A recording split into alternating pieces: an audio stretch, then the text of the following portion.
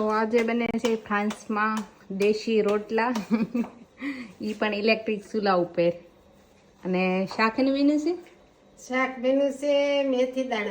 મેથી દાણાનું શાક ને બાજરાના રોટલા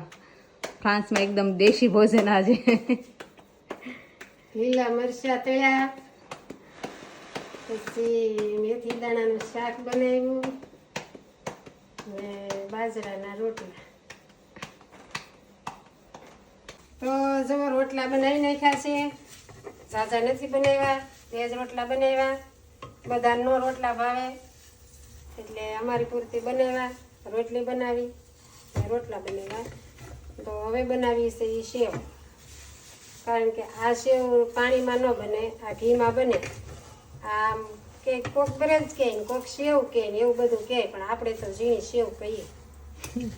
આવશે તો આજે મેં હું જમવામાં બનાવ્યું તો વિડીયામાં બના રહેજો હમણાં જમવા બેસી તો તમને બતાવી આજે આવું બધું છે